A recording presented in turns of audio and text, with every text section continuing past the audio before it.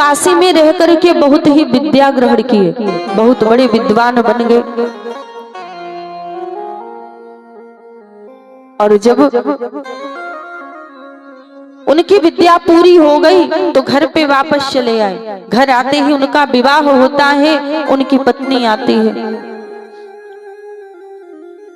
एक दिन सज्जनों, ब्राह्मण देव की पत्नी ने कहा कि ब्राह्मण देव, मैं आपसे कुछ पूछना चाहती हूँ। ब्राह्मण देव बोले कि पूछो, क्या पूछना है। उनकी पत्नी बोले कि स्वामी, आप काशी में रहकर के इतनी विद्या ग्रहण किए हैं, इतने बड़े विद्वान हो गए हैं, तो मुझे आपसे एक प्रश्न का उत्तर चाहिए। आप मुझे ये बताइए कि पाप का बाप कौन है।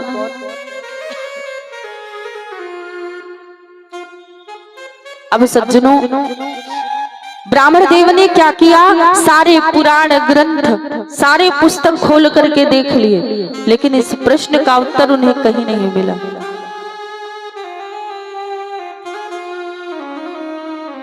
ब्राह्मण देव मन में सोचने लगे कि ऐसी शिक्षा का क्या मतलब है कि मुझे कुछ पता ही नहीं, मेरी पत्नी ने मुझसे एक प्रश्न किया है, उसका मैं उत्तर भी नहीं दे पा रहा। ऐसी शिक्षा ग्रहण करने का क्या लाभ है। जाकर के अपनी पत्नी से बोले कि हमें क्षमा कर दो, हमें तुम्हारे प्रश्न का उत्तर नहीं पता, लेकिन अब मैं दोबारा जाऊंगा काशी में, तुम्हारे इस प्रश्न का उत्तर ढूंढ करके ले आऊंगा। अगले दिन सज्जनों, ब्राह्मण देव जो है पत्नी से विदा लिए और काशी जाने के लिए घर से निकल पड़े। चलते चलते गांव के किनारे पहुंचे तो उनके गांव के किनारे पर ही एक वैश्या का घर था। जब वे वैश्या ब्राह्मण देव को देखी तो दोनों हाथ जोड़कर प्रणाम करती है। ब्राह्मण देव ने आशीर्वाद दिया। वैश्या बोली कि ब्राह्मण देव, इतनी सुबह सुबह कहाँ निकल पड़े। ब्राह्मण देव ने कहा कि मेरी पत्नी ने मुझसे प्रश्न किया है, उसी का उत्तर ढूंढने के लिए काशी जा रहा हूं। वैश्या हंस करके बोली कि ब्राह्मण देव, अभी तो आप काशी से शिक्षा ग्रहण करके घर वापस आए हैं, ऐसा कौन सा प्रश्न आपकी पत्नी ने पूछ लिया कि आप उसका उत्तर नहीं दे पा रहे, हमें भी तो बताइए। ब्राह्मण देव ने कहा कि मेरी पत्नी ने मुझसे प्रश्न किया है कि पाप का बाप कौन है।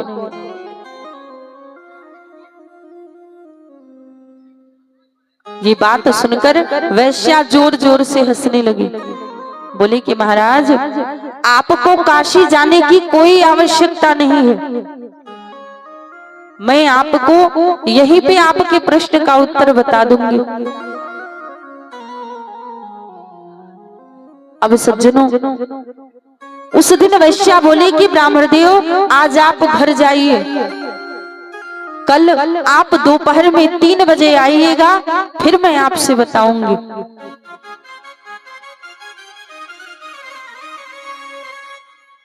उस समय सज्जनों,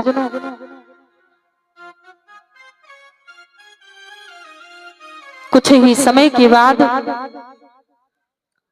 जब ब्राह्मण देव घर वापस लौटे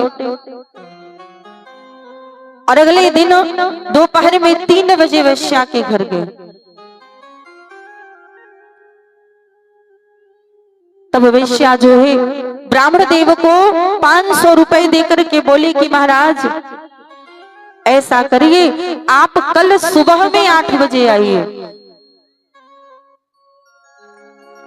फिर मैं आपको आपके प्रश्न का उत्तर दूंगी। ब्राह्मण देव 500 रुपए पाए, तो और लालच में पड़ गए। बोले कि चलो ठीक है, आज नहीं कल ही बता देना। पैसे लेकर के घर वापस चले गए। अगले दिन सुबह में 8 बजे वैश्या के घर पहुंचे और उस दिन सज्जनों जैसे ही ब्राह्मण देव उसके घर गए तो वैश्या बोली कि महाराज आप घर से तो कुछ खा पी करके नहीं आए होंगे, कहिए तो मैं आपके लिए कुछ भोजन बना दूं।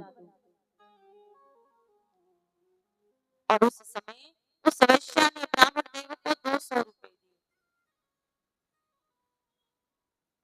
ब्राह्मण देव बोले कि चलो ठीक है बना दो।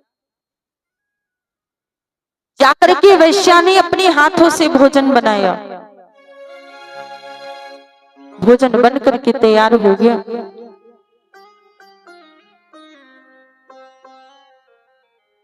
उस समय सज्जनों कुछ ही समय के बाद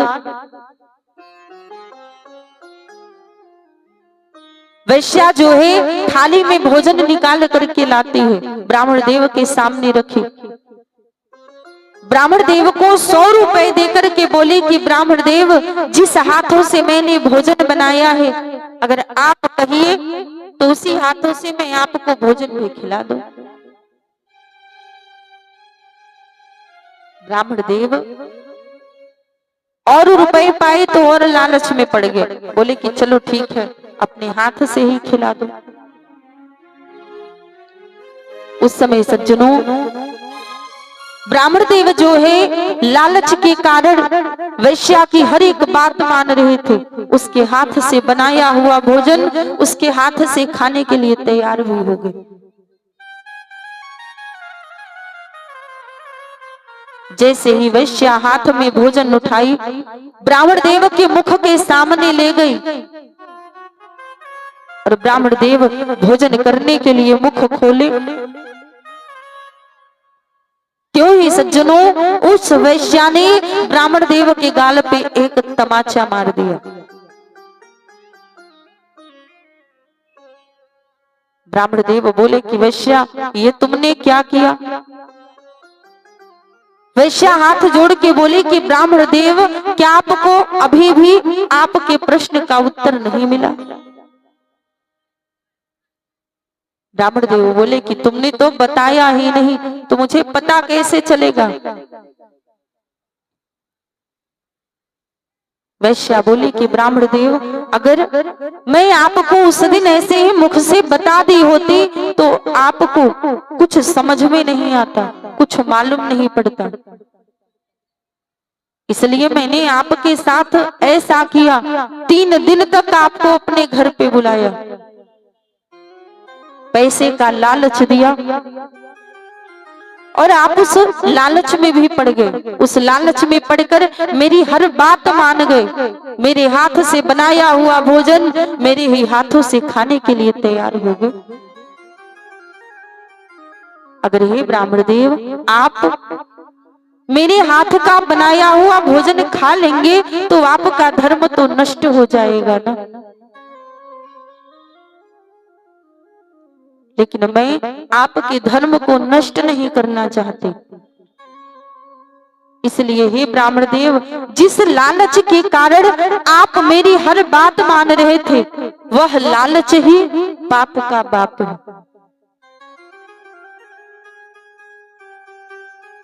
ब्राह्मण देव हाथ जोड़ करके क्षमा मांगने लगे और वहां से ब्राह्मण देव जो है अपने घर वापस गए। जाकर के अपनी पत्नी से सारी बातें बताई। तो सज्जनों अगर कोई भी मनुष्य कोई गलत कार्य करने जाता है तो जो भी लोग रहते हैं उसे समझाते हैं। ठीक इसी प्रकार से धुंधकारी को भी वैश्या समझा रही है कि आप अपने घर को वापस चले जाओ, लेकिन धुंधकारी नहीं मान रहा, रोने लगा, विलाप करने लगा वहीं रहने के लिए। वैश्या भी क्या करती, उसे दया आ गई। धुंधकारी को वेश्या ने वहीं पे रहने दिया। बहुत दिनों तक धुंधकारी वेश्या के कोठे पे रहा। फिर घर गया,